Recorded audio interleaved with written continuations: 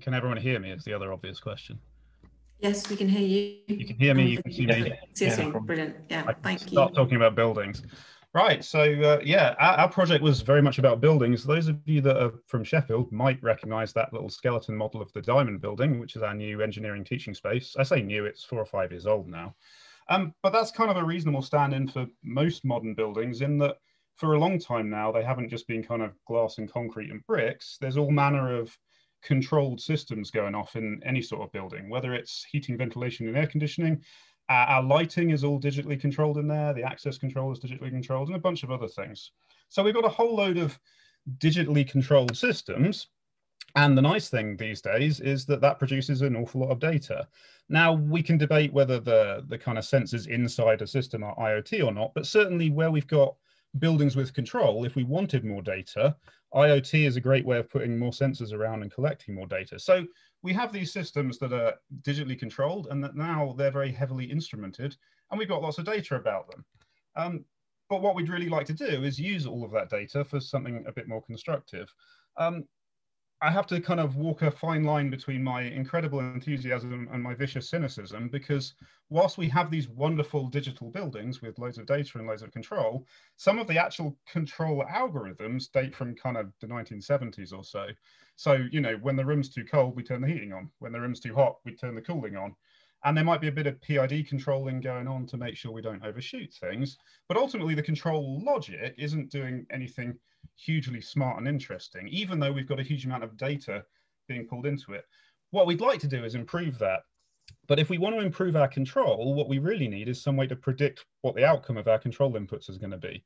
It's all very well saying the room's too cold, we want to heat it up. But if I turn this valve here, does that heat it up in a useful and interesting way? So being able to produce a predictive model of what goes on in a complicated building system is one of the kind of goals that we're aiming for in general. Now, there's various ways of doing predictive models. Our partners on this project, as well as me in Sheffield and the University of Cambridge, was a company called Twin Dynamics, who do a lot of computational fluid dynamics. And computational fluid dynamics is an awesome way of doing predictive models. But for the purposes of my kind of project title, that's what we're going to call a kind of high fidelity model. You're very much producing a detailed model of individual flows of fluids in a space, individual thermal components of rooms, structures, etc. And this can produce really nice detailed answers about things. As well as detailed answers, some people like to mock CFD for producing pretty colored pictures, but one of the things I quite like is that those pretty colored pictures have quite a lot of kind of intuitive information in them. I can take a pretty CFD picture that shows flow patterns and I can stick it in front of some HVAC engineers, and they can stroke their chins and go, "Ooh, I think your mixing vents aren't working quite right." And that's a really valuable thing, even if it's, you know, their computational accuracy might not be what some computer scientists would like, but being able to give someone intuitive information about flows and behaviors is great. However, producing computational fluid dynamics is really expensive and difficult and time consuming. Twin Dynamics for this project have built us a CFD model of one of our spaces. If we wanted them to build a CFD model of all of the flows in an entire building and all of its systems, I'm sure they'd happily take our money, but they'd be there for a decade and they'd spend a vast amount of resource and time on it. So it's not necessarily enormously practical to do it on a large scale. Conversely, there's lots of wonderful machine learning. And a lot of machine learning tools, you can simply throw as much data as you like at them, as long as you've got the computing power. And these days, we've got the computing power, and with IoT and various sensors in our buildings, we've got huge amounts of data. So some of our machine learning tools now can come into play. We can throw huge amounts of data at them. They can start to make really quite accurate predictions. Again, my vicious cynicism, of course, is that it doesn't necessarily give you as much intuitive information. Now, I'm sure there's some machine learning experts in the audience that are going, "Oh, goodness me, if you give me the coefficients of a Gaussian function, I know exactly what that means." And that's great, but if you show it to a bunch of heating engineers, you're probably not going to get very far. So, of course, what we want out of a project is the best of both worlds. We'd like to have detailed flow models and detailed predictions of what goes on in a space, because that can be really useful information. But what we need is to be able to do this in a kind of practical and realistic setting. So what this project was about was very much combining the two things. We've done CFD modeling in one space, so you can show details of specific flows, specific interactions between systems, specific outcomes, but the boundary conditions for that space, so things like the air temperature as it comes in from a central duct, or the air flow as it comes in from somewhere else, or kind of wall temperatures, that we did with what, for the purposes of argument, I'm going to call a kind of numerical model, some machine learned system. And that gives us a kind of overall diagram, much like the one here. So based on knowing perhaps the weather forecast for tomorrow, perhaps the timetable of who's expected to be in a room for tomorrow, perhaps some other interesting information like the kind of cost of electricity at different points tomorrow, we can feed that into one end of our kind of machine learned model. That'll give us then some predictions of the boundary conditions, and our CFD can give us some predictions for the individual space. Ideally, this should give us the best of both worlds. So what we did was we picked a kind of teaching space at the University of Sheffield in the Diamond Building, where we've got quite a lot of data. We've done quite a nice CFD model. And what's nice as well is that it's validated. So because we've got all of this data from IoT sensors and various other things, we aren't just speculating about this. You can find CFD models from the Diamond that were done by the designers before they built it. But of course, that assumes that it was built exactly the way it was drawn 8 years ago, and I can guarantee you it wasn't. But having some data validated models of exactly how the system behaves inside the room then led us on to wanting to do the boundary conditions from the outside. At that point, I think I'm going to hand over to Shang because he understands that bit rather better than I do. Shang, are you there, and do you have a microphone? Yeah, thank you, Ramsey. And sorry. And now I'm going to give you a little bit more details about the technical things and give you an overall introduction about the application potential of the module that we have developed. So we know that the building sector are responsible for 1/3 of the of the global energy consumption and nearly 40% of the carbon emission. And half of the energy that comes to the building sector is spent on the large-scale distributed building HVAC system. So this is the reason that why we think that we need to have an accurate building energy module that could help us to understand how this part of energy, which is a great amount, is consumed through this kind of system, and how that kind of energy helps people to have a comfortable and efficient environment to live and work in. So we know that we have a lot of commercial building energy software, simulation softwares at hand. For instance, the Energy Plus, which is the which might be the most popular one. It is developed by the U.S. Department of Energy, and the Transys and IES VE. These are very typical commercial building energy softwares, and particularly they are used in the design phase of the building because there are many design parameters to be fit in the module. For instance, the heat transfer rate of the window, walls, and many others. So this kind of tools are typically useful in that kind of process because it can guide engineers to have a good design for the building to keep the energy efficiency high and keep the people inside at a very comfortable situation. However, these softwares are barely used in the operation and maintenance phase because we know that this design parameters, they will change after the occupancy. For instance, the use of the room might be changed, the size of the room might change, a lot of things might change, and the performance, the parameters of the walls, the windows might degrade gradually. So these kind of things are not that accurate in the operation and maintenance phase. So this is the reason why we think the mixed fidelity energy module for the building is necessary at this stage. And actually we inherited the basic thoughts from this kind of commercial softwares. So it is the mixture of the lumped or statistical machine learning module and the distributed module, which means that if we are interested in space, then we can use high fidelity module to module the space. And we are, in some other case, if we are interested in, for instance, the pipe leakage, then we can use high fidelity module to module the pipe air leakage.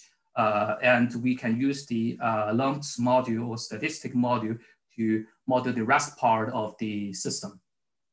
Next page, please. And in this pitching project, we have used the CFD simulation to simulate the airflow within a specific teaching space. And actually, this is part of a technique that developed by the Twin Digital Limited. And as we know that the CFD simulation takes time. Actually, it might take hours or even days to run this CFD simulation for a long period within a specific space of the building. So what they have tried to do is they have to try to improve the CFD calculation efficiency by using a regression equation, so that after they running the CFD simulation for enough time, then they could feed the data into regression module, so that we don't need to run the CFD once again when we want to predict the possible things that would happen when the specific boundary condition is fixed. So, and another thing is that the CFD simulation, we know that the CFD simulation is error prone. So it means that if we have wrong boundary conditions, chances are that we will get absolutely different simulation result. So to help us to have a high accuracy module, we use the IoT sensors to help us to determine the boundary conditions. And by doing that, we could have, and in this case, we have 7 million grids for the specific one room, and we could extract useful information from the high dimensional results. And next, please, Ramzi. And the possible application we can do is we can just try to define the more finer granularity comfort level for specific space with specific usage. For instance, we know that the thermal comfort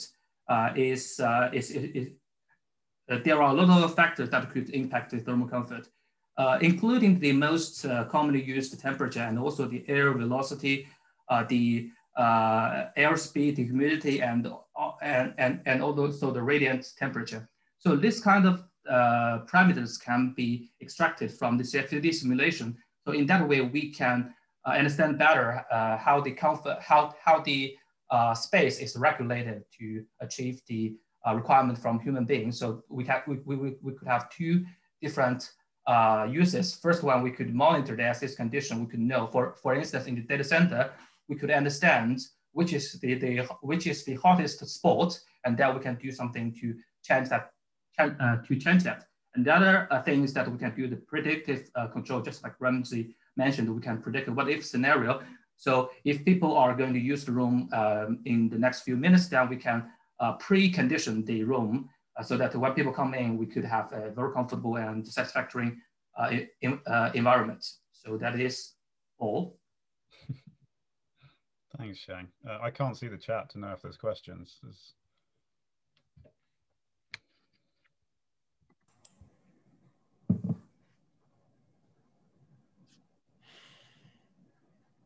David Scott has a question. David, do you want to ask it yourself? Yeah, I just think, so David Scott from Newcastle. Obviously, this approach is great for universities, large-scale offices, what have you. But what would be the smallest scale of building for which this would be worthwhile from a cost-benefit perspective in terms of the equipment setup and the cost of doing the analysis and what have you? So the equipment setup, I mean, it fits into this because anything that collects the data is fine. In terms of collecting the data with equipment, cheap IoT sensors will get us all the information we need. The expensive bit is very much kind of building the CFD model and then running the various machine learning things. And I guess it depends how much Twin Dynamics want to charge you, and it depends how much work you need doing. As for where the cutting point is, that's hard to say. If you had a small business with a really critical manufacturing situation where you needed the conditions to be absolutely right, maybe it's worth paying for. But that's a non-answer to your question. But yeah, no, that's fair enough. Yeah, I appreciate the difficult question. But no, yeah, so I mean, in a sense, this is the point, that the expensive bit is to build the CFD model does take some human design intervention. They had to sort of sit there and tailor the 3D model. They had to sit there and kind of validate the results, etc. That's why we want to focus that on an area of particular interest and let the machine learning do all of the other bits, because all of the other bits are important to what goes on in your one room.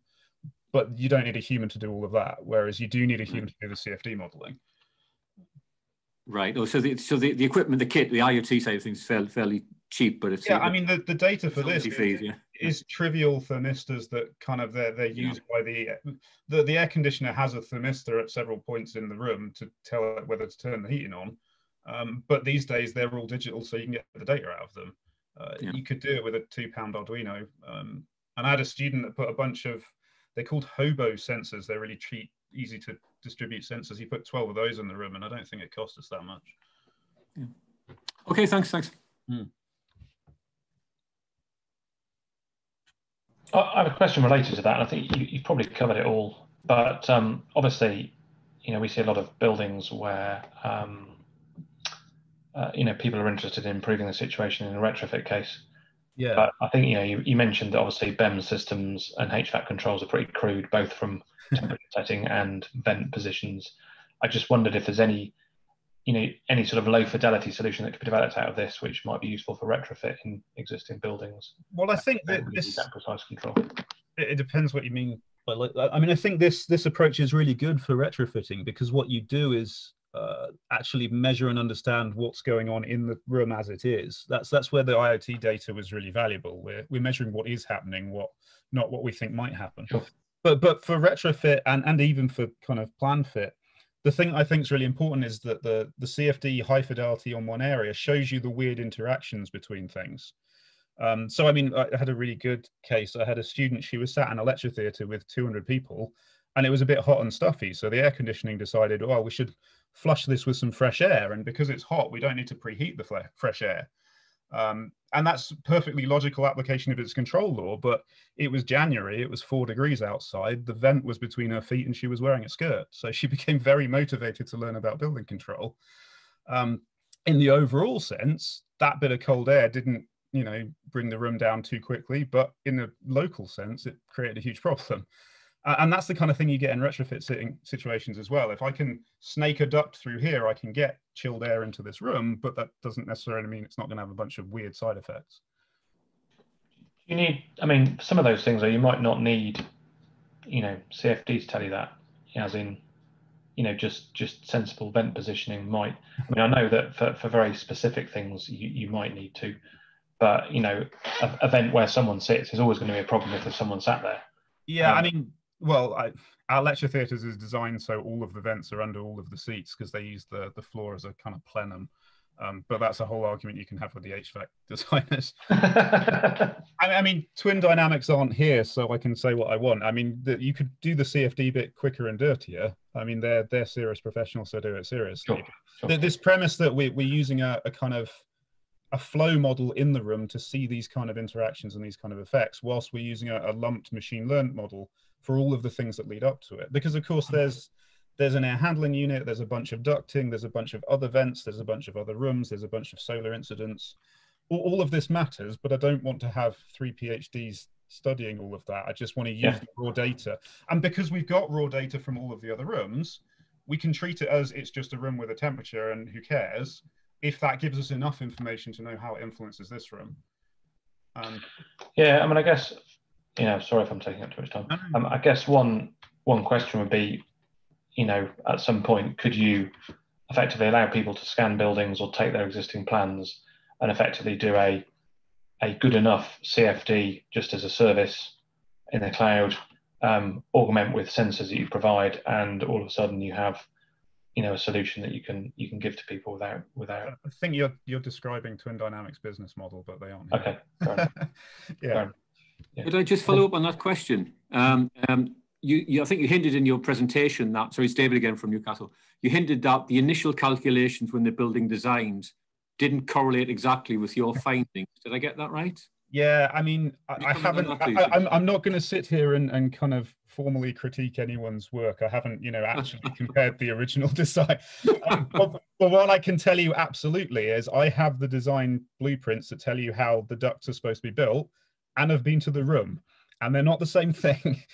But this isn't necessarily malicious. This is the contracts chain, and there was some guy on some hourly wage told to get this air conditioning fitted, and he went, I'm not running it all the way around there, I can put it straight through here, it'll be easier, and he did it. Which wasn't necessarily bad or evil, but means that your CFD model from the design doesn't matter anymore because that's not what's built. Okay, so but that also leads on to the retrofit question. I mean, never mind the kind of cynicism of contracts change. Firth Court is 150 years old. The way it is now isn't what it is in the blueprints. So yeah, and that change in use and that change in structure is kind of part of this.